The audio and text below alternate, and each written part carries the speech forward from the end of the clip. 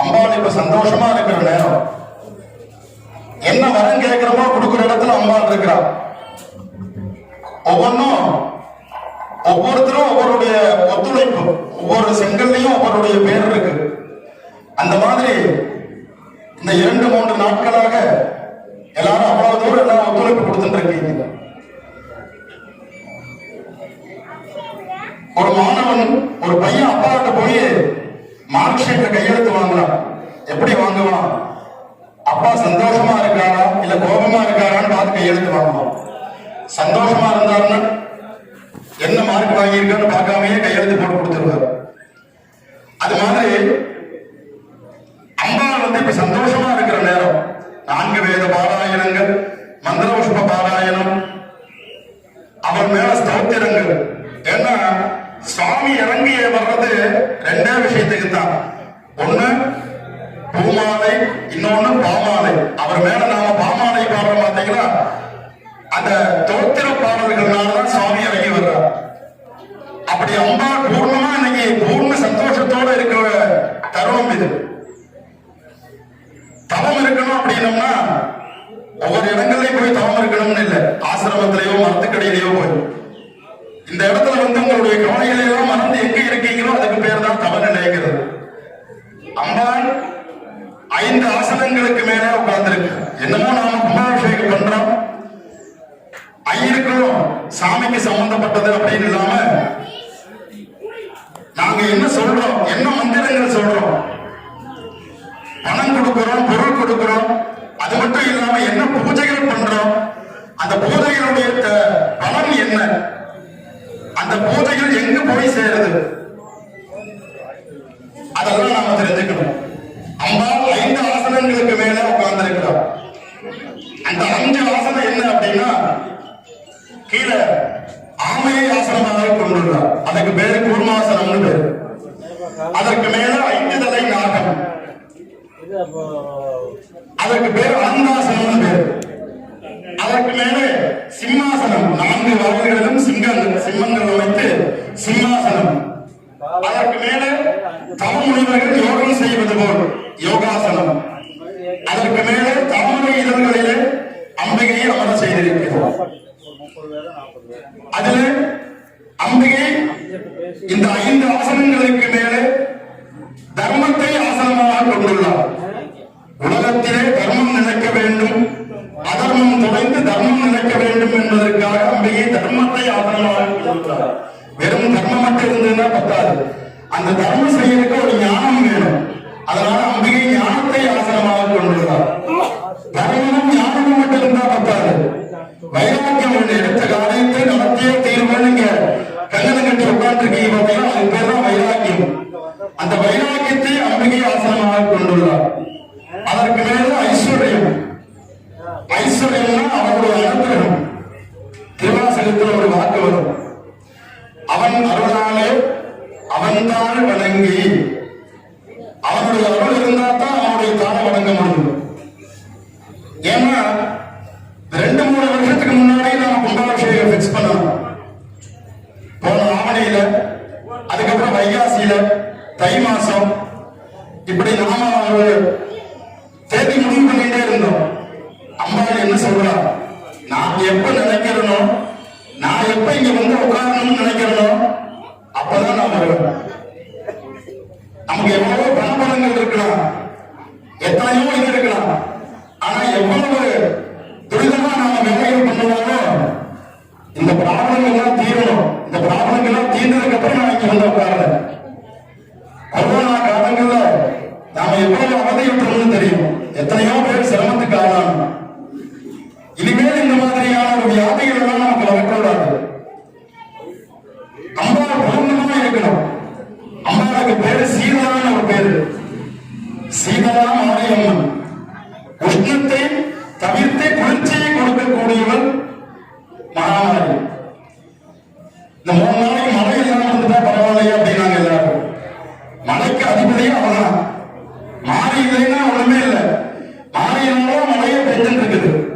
அதனால யாருக்கும் இடைஞ்சல் இல்லாம எந்த நேரத்துல நமக்கு தலைக்கு தீர்த்தம் போடுற மாதிரி எந்த நேரத்துல வரணுமோ அந்த நேரத்துல வந்தா கரெக்டா பாருங்க, அந்தந்த காலங்கள்ல மட்டும் யாருக்கும் தொந்தரவு இல்லாம, இந்த யாகசாலை பூஜை நடக்கும்போது ஓடி ஓடி ஒளிவு மாதிரி தொந்தரவு இல்லாம கரெக்டான நேரத்துக்கு வந்து நமக்கு ஆசீர்வாதம் பண்ற மாதிரி நமஸ்காரம் பண்ணிட்டு கும்பாபிஷேகம் முடிஞ்சதுக்கு அப்புறம் நமக்கு அனுகிரகம் பண்ணுவாங்க.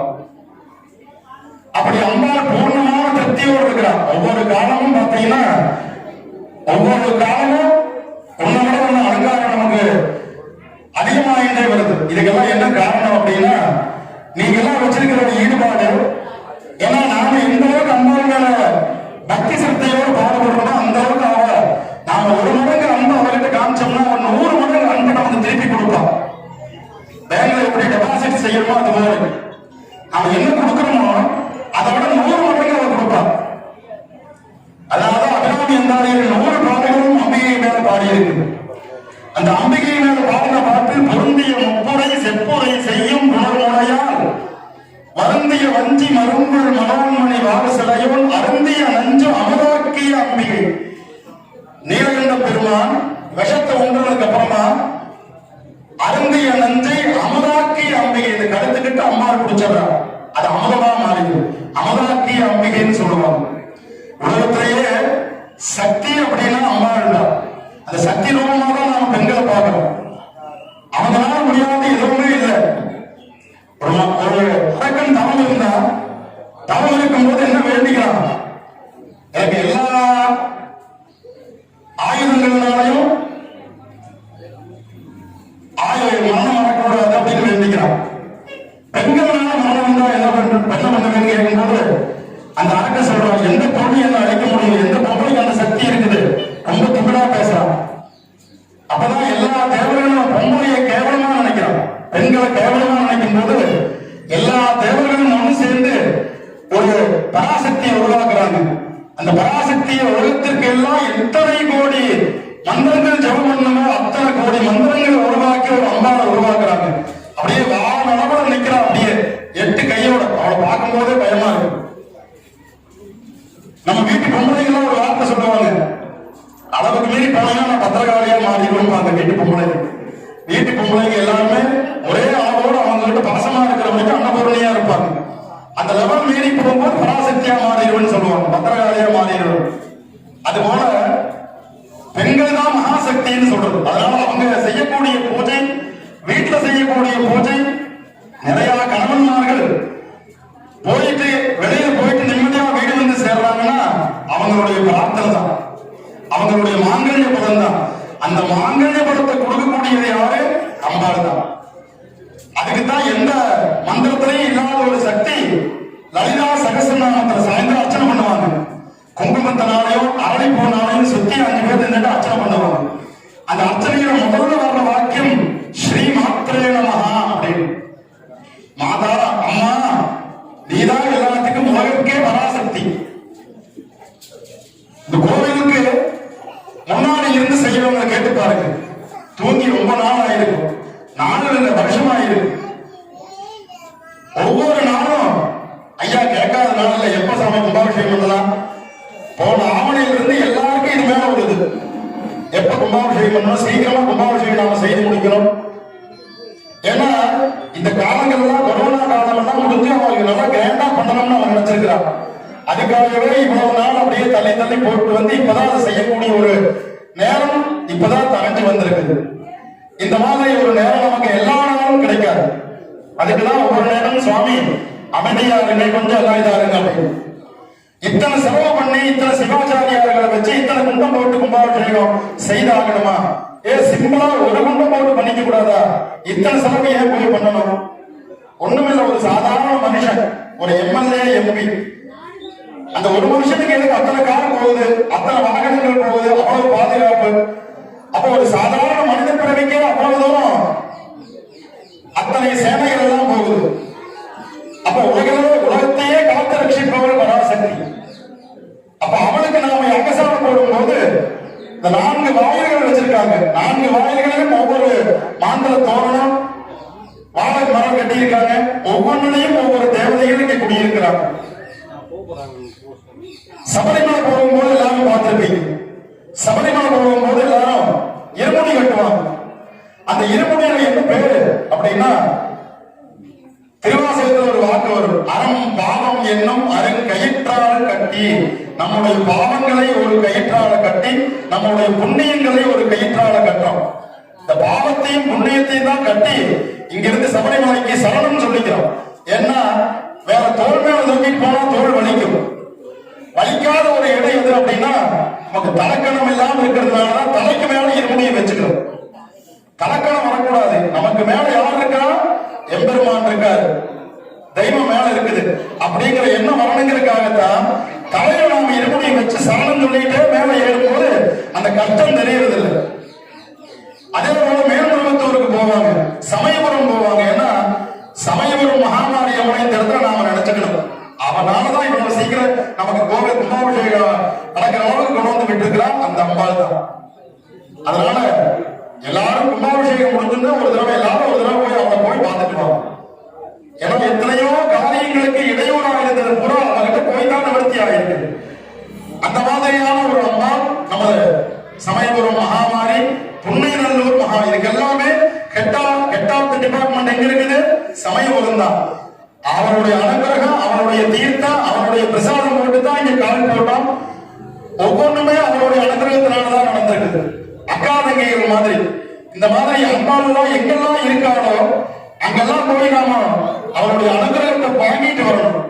அவருடைய அனுகிரகம் கிடைக்கும் போதுதான் அந்த கும்பாபிஷேகம் பண்ற ஒரு அருள் நமக்கு சீக்கிரம் கொடுப்பான். எத்தனை நாள் இங்க இருக்கிறவங்களா எத்தனை நாள் தூக்கமே இல்லை, எவ்வளவு நாள் நேரத்துக்கு சாப்பிடாம இல்லை. இந்த கும்பாபிஷேகம் முடிஞ்சு நாளைக்கு தீர்த்து விடும் போதுதான் அவங்களுக்கு எல்லாரும் பூர்ண நிம்மதி கிடைக்கும். ஆஹா, இதுக்காகத்தான் நாம் இத்தனை நாளா காத்திருந்தோம். ஒவ்வொருத்தரும் சின்ன குழந்தைகள்ல இருந்து இங்க இருக்கக்கூடிய தாய்மார்கள், சகோதரிகள் எல்லாரும் இதுல பாடுபட்டு இருக்காங்க. தாம்போடு பை போடுறது, இந்த மாந்தர தோரணம் கட்டுறது, யாகசால அமைப்பு, இந்த மேல இருக்கிற இந்த கோபுரத்தை ஏத்தணும்னு சொன்னேன். ஒரு மணி நேரம் கூட இருக்காது, ஒரு மணி நேரத்துல மேல ஏத்திட்டாங்க. என்ன காரணம்? எல்லாம் ஈடுபாடு. அந்த அம்மா நம்மளுக்குள்ள வந்து செய்ய சொல்றான். இப்படி எல்லாம் செய்யணும் அப்படின்னு நாம நினைக்கிறது இல்ல, நமக்குள்ள அந்த சக்தியை கொடுக்கிறது யாரு? அவரோட அனுகிரகம். அவரோட அனுகிரகத்தினாலதான் இவ்வளவு நடந்துட்டு இருக்குது. எல்லாருமே நான் பண்ணனேன்னு யாரும் சொல்லாதீங்க. நம்மளுக்கு இயக்க வைக்கிறவ யாரு? அவதான். அந்த பராசக்தி இல்லைன்னா இன்னைக்கு ஒன்றும் இல்லை. எல்லாரும் வேண்டி பிரார்த்தனை பண்ணிக்கங்க. இன்னையோட நம்ம கஷ்டங்கள் எல்லாம் போயிடும். இந்த வியாதிகள் சீக்கிரம் குணமாகணும், உலகம் க்ஷேமமா இருக்கணும், ஆன்மீகம் வளரணும், எல்லாத்துடைய அனுகிரகம் நமக்கு நிரம்ப கிடைக்கணும். இந்த ஊருக்கு ஒரு காவல் தெய்வமா இருக்கணும். நம்ம குடும்பத்துல வந்து அம்மா அனுகிரகம் பண்ணணும். எல்லாம் வேண்டிங்க. திருமணம் சீக்கிரம் கைகூடணும், தொழில ஒரு முன்னேற்றங்கள் கிடைக்கணும், கணவன் மனைவிக்குள்ள ஒரு அந்யோன்யம் வரணும், குழந்தைகள் நல்ல ஒரு கல்வி அபிவிருத்தி கிடைக்கணும், விவசாய முன்னேற்றம் வரணும். எல்லாத்தையும் கொடுக்கக்கூடிய இடத்துல அவர் இருக்கிறார். ஆனா நாம தான் வேண்டாத நாயத்தை பேசும்போது சுவாமி என்ன சொல்றாருன்னா ததாஸ்து அப்படிங்கிற அம்பாள். வேண்டாத நாயத்தை பேசும்போது என்ன சொல்லுவான்? ததாஸ்து. ததாஸ்துன்னா அப்படியே ஆகட்டும். நாம என்ன மந்திரம் சொல்றோமோ, நாம என்ன கேட்கிறோமோ அதை கொடுக்கிற இடத்துல இருக்கும் போது நாம கேட்கும் போது என்ன பண்ணுவான்? அப்படியே ஆகட்டும்ன்றவா. அப்ப என்ன கேட்கிறோமோ அதுதான் நடக்கும். அதுக்காகத்தான் ஒவ்வொரு நேரமும் நாம இங்க இருக்கணும் அப்படின்னு இந்த ஆகலைகள் கொடுக்கும் போது ஸ்வாஹா அப்படின்னு சொல்லி ஹோமம் பண்றாங்க. ஸ்வாஹா அப்படின்னா என்ன? ஸ்வாஹா அக்னி தேவருடைய மனைவிக்கு பெயர் ஸ்வாஹா தேவின்னு பெயர். அப்போ அவளை அக்னி தேவருக்கு என்ன ஒரு சந்தோஷம்னா, தன்னுடைய மனைவி பேர்ல யாரெல்லாம் சொல்றாங்களோ அவங்களுக்கு நான் எல்லா செல்வங்களும் அள்ளி கொடுக்கிறேன் அப்படின்னு ஸ்வாஹான்னு சொல்லும் போது, அந்த ஸ்வாஹா தேவியை சொல்லும் போது அவளுக்கு சந்தோஷம். அக்னி தேவன் நமக்கு அக்னியில கொண்டு படைக்கக்கூடிய பொருள் எதா இருந்தாலும் அவர் சந்தோஷமா ஏத்துக்கிறதா ஐதீகங்கள். ஏன் நெய்யதான் ஊத்தணுமா அக்னியில? வேற ஏதாவது ஊத்தக்கூடாதா? எரியிற பொருள் எவ்வளவு இருக்கு? எண்ணெய் இருக்கு, நல்லெண்ணெய் இருக்கு, எத்தனையோ இருக்கு. ஏன் நெய் தான் ஊத்தணுமா? நெய் ஒண்ணுதான் அழியாத பொருள். பால் பசுமாட்டுல இருந்து பால் எடுக்கிறோம். அந்த பால் எவ்வளவு நேரம் இருக்குது? மீறி போனா காலையில வச்சோம்னா சாயந்தரம் வரைக்கும் இருக்கு, அவ்வளவுதான். ஃப்ரிட்ஜில் வச்சோம்னா வேணா அடுத்த ஒரு அரை நாள் இருக்கும், அப்புறம் அதோட தன்மை மாறி கெட்டு போயிடும். தயிர் ஊத்துனீங்கன்னா 2 நாளைக்கு வரும். வெண்ணெய் உருக்குனீங்கன்னா ஒரு 3 நாளைக்கு 4 நாளைக்கு வரும். அதே நெய்யால் உருக்குனதுக்கு அப்புறம் பாருங்க, 1 வருஷம் 2 வருஷம் ஆனாலும் கெடாது. கொஞ்சம் வாடை லைட்டா அடிக்கும் போது வர கெடாத பொருள் நெய். அதனாலதான் அந்த நெய்யை வச்சு ஆயுர்வேத மருந்துகள் தயாரிக்கிறாங்க. ஔஷதம்னு சொல்ற ஆயுர்வேத மருந்து கிடைக்கிறது நெய்யினாலதான். அந்த நெய்யினால சுவாஹா, ஓம் மகாமாரி அம்பிகாயே சுவாஹா, ஓம் மகா கணபதையே சுவாஹா. எப்போ அந்த பீஜ மந்திரத்தை சொல்லி சுவாஹான்னு சொல்லி சுவாஹா தேவி நாம நினைக்கிறோமோ அப்ப அங்க அக்னி தேவருடைய ஆசீர்வாதம் நமக்கு கிடைக்குது. அக்னி தேவருக்கு 2 முகம் 7 கைகள். அப்படி அந்த அக்னி தேவருக்கு தன்னுடைய மனைவியை சொல்லும் போது ஆனந்தப்படுறார். ஒருத்தர் ரொம்ப வறுமையில வாடிட்டு இருக்கான். காலையில 9 மணிக்கு ஆரம்பிச்சீங்க சாமி, எப்ப மைக்க விடுவீங்கன்னு நினைக்காதீங்க. இத அடிக்கடி நாம சொல்ல முடியாது. ஒரு வறுமை, ஒருத்தர் ரொம்ப வறுமையில வாடிட்டு இருக்கான். ஜோசியர் கொண்டு ஜாதகத்தை காமிக்கிறான். சுவாமி ரொம்ப கஷ்டமா இருக்குது, எல்லாம் தரித்திரமா இருக்குது, எனக்கு எப்ப நல்ல காலம் கிடைக்குன்னு பார்த்து சொல்லுங்க அப்படின்னு. அந்த ஜோசியர் பாக்குறாரு, ஜாதகத்தை வாங்கி பார்த்துட்டு திருப்பி கொடுத்துறாரு. நீ போயிட்டு நாளைக்கு வாப்பா, நாளைக்கு சொல்றேன் உனக்கு. ஏங்க சாமி இன்னைக்கு சொல்லலையா? இல்ல எனக்கு கொஞ்சம் வேலை இருக்குது, நீ போயிட்டு நாளைக்கு வாங்குற. அவன் வாங்கிட்டு போறான், ஜாதகத்தை வாங்கிட்டு போகும்போது இடையில நல்லா மழை பெய்ஞ்சிருது. வீடு போற வழியும் நல்லா மழை பெய்யுது. அப்போ கோயிலுக்குள்ள போய் ஒரு ஒதுங்குறான். ஏன்னா கோவில் கும்பாபிஷேகத்துக்கு ஏற்பாடாகி சாமி எல்லாம் வந்து உள்ளுக்குள்ள இருக்குது, கும்பாபிஷேகம் பண்ண முடியல. கோயிலுக்குள்ள போய் ஒதுங்குறான். பாலடைஞ்ச மண்டபம் அது. கும்பாபிஷேகம் நடக்கிற கோவில் வேற, ஒரு மண்டபத்துக்குள்ள இந்த சுவாமி சிலைகள் எல்லாம் இருக்கு. அப்போ இவன் நினைக்கிறான், நாம இப்படி தரித்திரமா இருக்கிறோமே, நாம நல்லா செல்வந்தரா இருந்தா இந்த கோவில் எல்லாம் கட்டி இந்த சாமி எல்லாம் பீடத்துல வச்சு கும்பாபிஷேகம் பண்ணிருக்கலாமே, நம்மள ஆண்டா இப்படி வறுமையில வச்சிருக்கிறானே நம்மள அப்படின்னு சொல்லி சங்கடப்படுறாரு. அப்படி சங்கடப்படும் போது சாமி எல்லாம் பட்னியா இருக்குது, நம்மளை காப்பாத்துற கடவுள் இப்படி பட்னியா இருக்காங்களே அப்படின்னு நினைச்சு வெளியில வர்றாரு. வெளியில வந்த உடனே அந்த மண்டபம் இடிஞ்சு விழுந்துருது. வீட்டுக்கு வந்து அடுத்த நாள் ஜாதகத்தை கொண்டு போய் ஜோசியர்கிட்ட கொடுக்கும் போது ஜோசியருக்கு ஒரு ஆச்சரியம். ஏன்னா அன்னையோட ஒரு ஆயுள் முடியுது.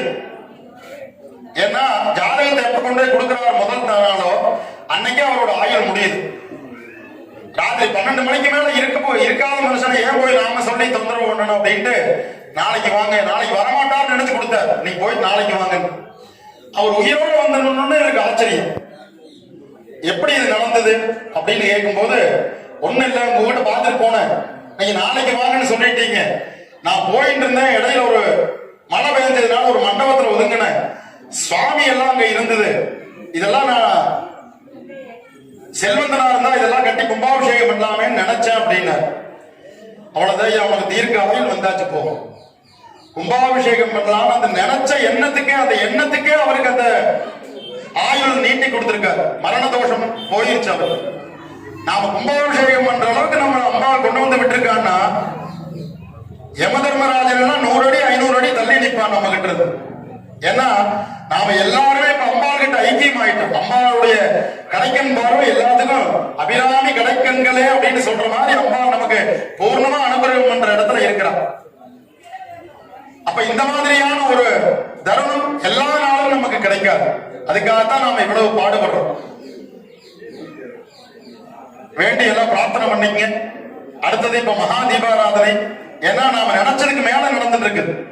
நாம ஒண்ணு நினைச்சா அது 10ஆ நடந்துட்டு இருக்குது.